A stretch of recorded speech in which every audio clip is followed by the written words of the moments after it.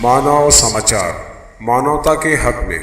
RTE कानून के तहत इंग्लिश मीडियम स्कूलों में 25% दाखिले के लिए रजिस्ट्रेशन का अमल शुरू। वालिदैन इस जानिब तवज्जो दे, कारपोरेशन स्कूल बोर्ड का ऐलान। आरटीई कानून 25% रिजर्वेशन के तहत साल 2022-23 के लिए पहली जमात के लिए दाखिले का अमल शुरू हो गया है। इस ज़िम्न में मालेगांव म्यूनसिपल कॉरपोरेशन के स्कूल बोर्ड महकमा ने एक प्रेस रिलीज जारी करते हुए आवाम से अपील की है कि वो अपने बच्चों का दाखिला करने के लिए रजिस्ट्रेशन करवाएं। प्रेस रिलीज़ के मुताबिक मालेगांव शहर कॉरपोरेशन की हदूद में कुल 11 स्कूलें हैं। इस ज़िम्न में मज़ीद तफसीलात में बताया गया कि वालिदैन को दरख्वास्त फॉर्म पुर करना चाहिए और तालीमी मीडियम को यकीनी बनाकर दरख्वास्त में स्कूल का इंतखाब करना चाहिए। ख्याल रहे कि फार्म जमा कराने के बाद आप कोई तब्दीली नहीं कर सकेंगे।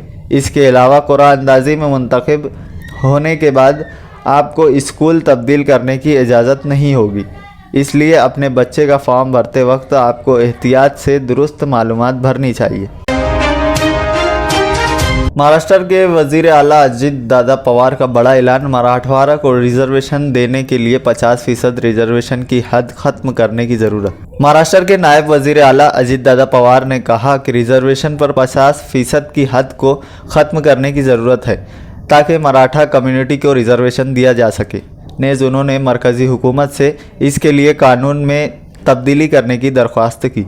Senior nationalist Congress party NCP leader ने कहा कि मराठा बरादरी को रिजर्वेशन मिलना चाहिए, लेकिन इसे दीगर बरादरियों के मौजूद तहफ़्फ़ुज़ात से छेड़छाड़ किए बगैर किया जाना चाहिए। वो छत्रपति शिवाजी महाराज के यौम पैदाइश के मौके पर खिताब कर रहे थे। इस मौके पर पवार ने कहा कि मराठा बरादरी को रिजर्वेशन देने पर हम सब की एक ही राय है। हमने रियासती हुकूमत से इस मकसद के लिए इस कमीशन की तश्कील की थी। मुंबई हाई कोर्ट ने हमारे हक में फ़ैसला दिया था, लेकिन सुप्रीम कोर्ट ने इसे मुस्तरद कर दिया था। उन्होंने कहा कि जैसे यहाँ महाराष्ट्र में मराठा रिजर्वेशन का मुतालबा किया जा रहा है, इसी तरह कुछ दूसरी रियासतों में दीगर बरादरियां भी अपने लिए रिजर्वेशन का मुतालबा कर रही हैं। मराठा बरादरी को रिजर्वेशन मिलना चाहिए, लेकिन ये दूसरी बरादरी के रिजर्वेशन को लेकर परेशान किए। मराठा बरादरी को रिजर्वेशन मिलना चाहिए, लेकिन ये दूसरी बरादरी को रिजर्वेशन के लिए परेशान किए बगैर होना चाहिए। रिजर्वेशन पर 50% की हद को ख़त्म करने की ज़रूरत है और मरकज़ी हुकूमत को इसके लिए कानून में तब्दीली करनी चाहिए। मुल्क में कोरोना के एक्टिव केसेस की तादाद अब भी 2.5 लाख से ज़्यादा। गुज़िश्ता 24 घंटों के दौरान मुल्क में हलाकत खेज कोरोना वायरस से सेहतियाब होने वालों की तादाद इस वायरस की जद में आने वाले नए मरीजों की तादाद से तकरीबन 3 गुना ज़्यादा है, जिसकी वजह से एक्टिव केसेस की तादाद 38,353 से घटकर तकरीबन 2.5 लाख के करीब आ गई है। मरकज़ी वज़ारत सेहत और ख़ानदानी बहबूद ने हफ्ता को यहाँ बताया कि मुल्क में गुज़िश्ता 24 घंटों में 36,28,578 अफराद को कोविड वैक्सीन लगाई गई। इसी के साथ आज सुबह 7 बजे तक 175,03,86,834 अफराद को कोविड वैक्सीन दी जा चुकी है। वजारत ने कहा कि गुज़िश्ता 24 घंटों में कोविड वायरस के 22,270 नए केसेस सामने आए हैं। इसी के साथ ही मुल्क के मुख्तलिफ अस्पतालों में ज़ेर इलाज कोरोना के फ़ाल मरीजों की तादाद 2,53,739 हो गई है। ये कुल मुतासरा केसेस का 0.759% है। यौमिया केसेस की शरह 1.80% तक पहुंच गई है। वजारत ने कहा कि इसी मुद्दत में 60,298 मरीजों ने जानलेवा कोविड से शिफायाबी हासिल की है और अब तक कुल 4,20,37,536 लोग कोविड से सेहतियाब हो चुके हैं और इसकी शरह 98.21% बताई जा रही है। धमकियां देना बंद करें, हमारे पास आपकी जन्म कुंडली है। संजय रावत का सनसनीखेज बयान। शिवसेना और बीजेपी के दरमियान सियासी जंग जारी है। बीजेपी लीडर और मरकजी वजीर नारायण राणा ने कहा था कि ईडी ने मातोश्री के 4 लोगों के खिलाफ नोटिस तैयार किया है। शिवसेना के रुकने पार्लियामेंट संजय रावत ने जवाबी हमला करते हुए कहा कि ये तमाम धमकियां बेकार है। शिवसेना के कोई लीडरान से डरने वाले नहीं हैं। संजय रावत ने मजीद कहा कि नारायण राणे धमकी दे रहे हैं कि इनके पास हमारी कुंडली है। उन्होंने मुंह तोड़ जवाब दिया और कहा कि धमकियां देना बंद करें, हमारे पास आपकी जन्म कुंडली भी है। आप मरकजी वजीर हो सकते हैं लेकिन ये महाराष्ट्र है, ये नहीं भूलना। हम तुम्हारे बाप हैं, ये आप अच्छी तरह जानते हैं। रावत ने मजीद कहा कि वो जल्द ही बीजेपी लीडर किरीट सोमैया की तरफ से लगाए गए इल्जामात का जवाब देंगे। वाज़ेह रहे कि बीजेपी महाराष्ट्र के लीडर किरीट सोमैया ने जुमा को रायगढ़ जिला में पुलिस शिकायत दर्ज कराते हुए महाराष्ट्र के वजीर आला उद्धव ठाकरे की अहलिया रश्मि ठाकरे से मुताल्लिक मामले की तहकीकात का मुतालबा किया था। जल्द ही शाहराहों पर 22,000 चार्जिंग सेंटर खोले जाएंगे। हुकूमत ने कहा कि मुल्क में इलेक्ट्रॉनिक गाड़ियों के इस्तेमाल को फ़रोग़ देने के लिए इलेक्ट्रॉनिक गाड़ियों के चार्जिंग मराकज़ को बढ़ाया जाएगा। इसमें निजी शोबों में से भी ताउन लिया जाएगा और जल्द ही ऑयल मार्केटिंग कंपनियों के जरिए मुल्क के बड़े शहरों और शाहराहों पर 22,000 चार्जिंग सेंटर्स खोले जाएंगे। बिजली की वजारत ने इस सिलसिले में हफ्ते के रोज़ कहा कि हुकूमत का मुल्क के 4 लाख से ज़्यादा आबादी वाले शहरों में public electronic vehicle charging centre में तोसी देने का मंसूबा है। शाहरुख खान से माफी मांगने को कहा जाएगा, हाईकोर्ट का बयान। गुजरात हाईकोर्ट ने अदाकार शाहरुख खान की जानिब से 2017 में अपनी फिल्म रईस की तशहीर के दौरान वडोदरा रेलवे स्टेशन पर भगदड़ मचाने के मामले में इनके खिलाफ फौजदारी मुकदमा दर्ज करने की दरख्वास्त की थी। जस्टिस निखिल एस ने कहा कि ये एक बेहतरीन ऑप्शन होगा अगर शाहरुख खान को इस मामले में ट्रायल का सामना करने के लिए कहने की बजाय माफ़ी मांगने को कहा जाए, क्योंकि अगर शाहरुख खान को अदालत में बुलाया गया तो इस भगदड़ का अंदाज़ा लगाना मुश्किल होगा। मोटर कार की टक्कर से 2 व्हीलर सवार हलाक।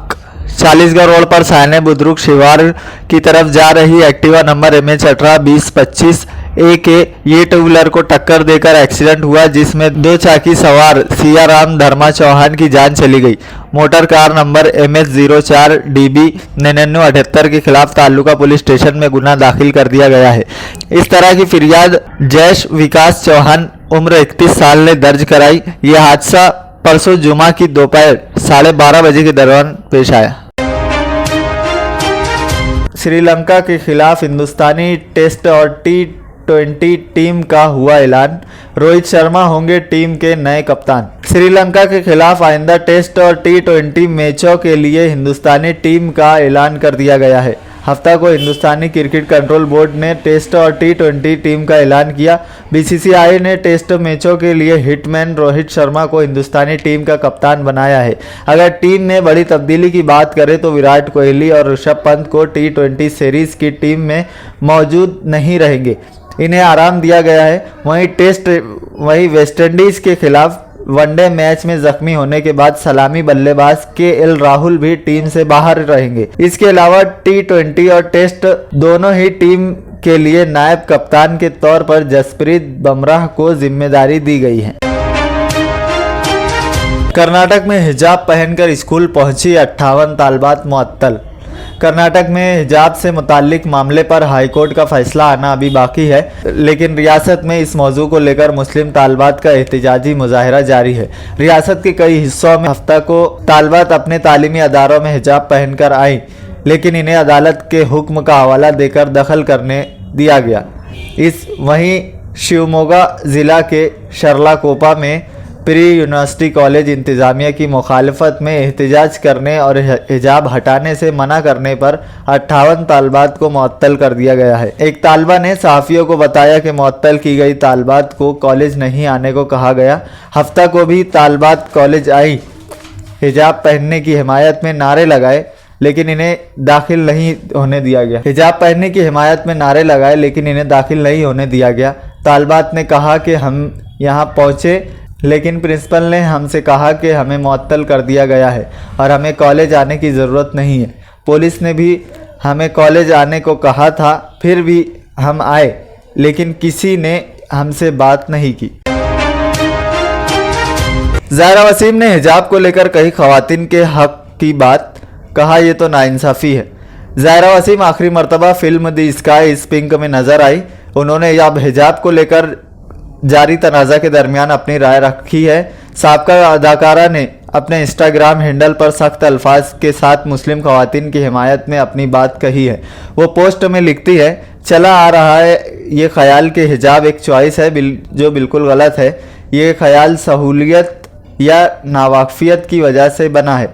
ज़ाहिरा वसीम हिजाब को लेकर कहती है कि हिजाब कोई ऑप्शन नहीं है बल्कि इस्लाम में ये एक अहम फरीज़ा है। इसी तरह एक खातून जो हिजाब पहनती है वो इस फरीज़े को पूरा कर रही है जो इन्हें इसके अल्लाह ने दिया है, जिससे वो प्यार करती है और उनके तय वक्फ है। ज़ाहिरा ने अपनी मिसाल पेश करते हुए कहा कि मैं एक खातून के तौर पर शुक्रगुजारी और आजिज़ी के साथ हिजाब पहनती हूँ।